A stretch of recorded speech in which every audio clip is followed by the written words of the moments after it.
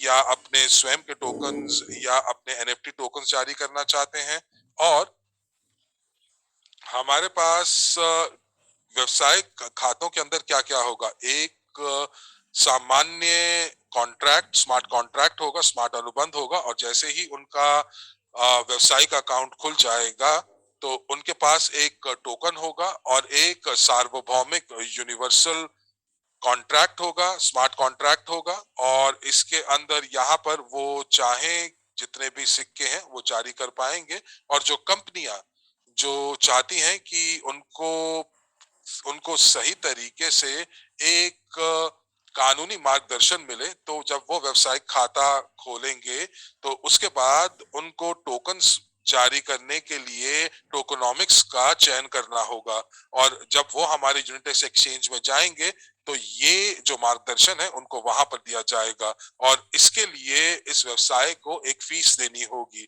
पर मैं आपको यहाँ पर ये बता सकता हूँ, आश्वस्त कर सकता हूँ कि ये काफी सस्ता होगा। और जो आज वैश्विक स्तर के ऊपर अगर आप इसको जारी करना चाहते हैं तो हमारे यहाँ पर ये काफी सस्ते में उपलब्ध होगा। यूनिस्वैप के अंदर यदि आप जो है अपने टोकन्स बनाना चाहते हैं तो केवल 10 या $100 के अंदर आप बना सकते हैं, पर मैं इसकी बात नहीं कर रहा हूँ।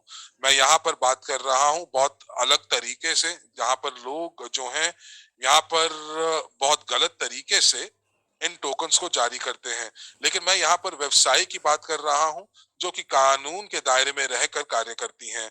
तो यहाँ पर किसी ने लिखा है कि नेटवर्क कंपनी के बारे में लिखा, जी हाँ, नेटवर्क कंपनियों को भी अपने व्यवसायिक खाते खोलने की जरूरत पड़ेगी। जो बड़े बड़े सीईओ हैं अलग अलग व्यवसायों के, तो अगर आपको याद हो, जब हम लोग ईओएस का अध्ययन कर रहे थे, बल्कि जब हम लोग ब्लॉकचेन और इथेरियम का अध्ययन कर रहे थे, तो हम लोग चाहते थे कि हम लोग इथेरियम ब्लॉकचेन के ऊपर शुरुआत करें। और उसके बाद हम लोगों ने एक प्रोग्रामर से भेंट की और हम लोग उनके साथ काम करना चाहते थे, और उन्होंने एक व्यवसायिक अकाउंट जो था वो इथेरियम पे बनाया था व्यवसायों के लिए। और ये व्यवसाय जो थे यूक्रेन से थे, और इन इस व्यवसाय के जो जो पारंपरिक व्यवसाय थे वो 5 देशों में फैले हुए थे। तो मैंने जब उनसे पूछा कि आप बिना टोकन के जारी किए अपने कंपनी को ब्लॉकचेन के ऊपर क्यों लेकर जाना चाहते हैं, तो उन्होंने कहा ये एक आंतरिक मुद्दा है। लेकिन चूंकि अंतर्राष्ट्रीय प्रक्रियाएं कुछ ऐसी हैं जहां पर हम लोगों को ये चाहिए कि हमारा भंडारण सुरक्षित हो, और इसीलिए वो ब्लॉकचेन के ऊपर आ गए और वो सारी की सारी चीजें अपने जो जो भी वो चीज जो है वो जो सेव करते हैं वो ब्लॉकचेन के ऊपर करते हैं। और जो कॉर्पोरेट अकाउंटिंग है, अब अकाउंटिंग की तरफ भी देखते हैं, जो कॉर्पोरेट अकाउंटिंग है वो भी ब्लॉकचेन के ऊपर पूरे तरीके से की जाती है। जो वो इसलिए ताकि आप की जो अकाउंटिंग है वो किसी भी तरह से किसी धोखाधड़ी के अंदर ना आ जाए या उसको लूट ना लिया जाए। तो यहाँ पर अब एनडीई का हम लोगों को धन्यवाद देना चाहिए, हम लोगों को यूगेन का धन्यवाद देना चाहिए, जहां पर हम लोग बहुत जल्दी से इनका शुभारंभ करेंगे। और बहुत सारी रिटेल कंपनियां जो हैं जो कि हमारे ब्लॉकचेन के ऊपर आना चाहेंगी, और ये इसलिए ताकि वो सुरक्षित तरीके से अपने व्यवसायिक डेटा का भंडारण कर सकें। यदि आप YouTube के ऊपर हैं, यदि आप एक ब्लॉगर हैं, तो आप अपने सभी के सभी वीडियोस को खो सकते हैं, आप अपने डेटा को खो सकते हैं। और आपको मालूम है कि बहुत सारे यूट्यूबर्स जो हैं वो इस समस्या का सामना करते हैं, और वाकई में ये YouTube की नीतियों के अनुसरण में भी नहीं है। और बहुत सारे जो ब्लॉगर्स हैं वो YouTube के जो भी निर्देश हैं या शर्तें हैं उनका अनुसरण नहीं करते, तो उनके वीडियोस को जब्त कर लिया जाता है। अब एक और जो श्रेणी है वो है टर्नकी की। तो टर्नकी क्या होता है? टर्नकी व्यवसाय वो होते हैं जहां पर कंपनी जो है अपनी स्वयं की टोकोनॉमिक्स निकालती है और सारी चीजें वो करती हैं जो कि एक कंपनी को चाहिए अपने अपने दैनिक ऑपरेशंस को चलाने के लिए।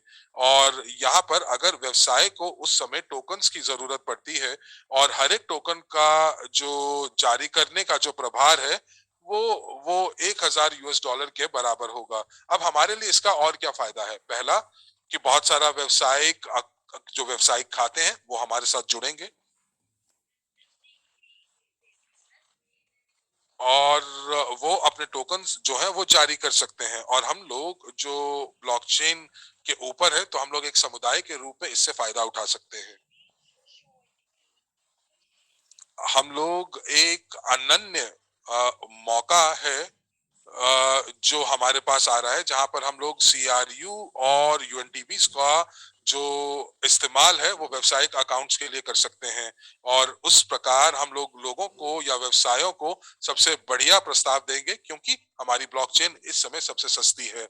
इस समय हमसे ज्यादा सस्ते में कोई भी ये सारी की सारी सेवाएं नहीं दे रहा है और तो इसीलिए जो पारंपरिक व्यवसाय हैं जो कि ब्लॉकचेन के ऊपर आना चाहते हैं तो उनके लिए हमारे पास आना लाजमी है क्योंकि हम सबसे सबसे जो जिसे कहते हैं कम कीमत वाले व्यवसाय मंच इनको उनको प्रदान करेंगे। अगर आप यहाँ पर इन सभी चीजों से उत्साहित हैं तो दो दबाकर इसकी पुष्टि कीजिए तो मुझे पता चलेगा कि आप उत्साहित हैं क्योंकि आप चीजों को समझ रहे हैं और आप समझ पा रहे हैं कि हमारे जो इस समुदाय के लिए क्या-क्या फायदे हैं। तो दो दबाकर इसकी पुष्टि कीजिए। धन्यवाद।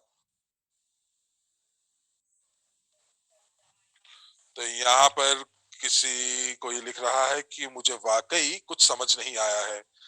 तो अगर आपको कुछ समझ नहीं आया है तो आप ब्लॉकचेन प्रौद्योगिकी का अध्ययन कीजिए और आप ये जानने की कोशिश कीजिए कि एक व्यवसाय पारंपरिक व्यवसाय जो है वो ब्लॉकचेन का क्यों इस्तेमाल करना चाहता है।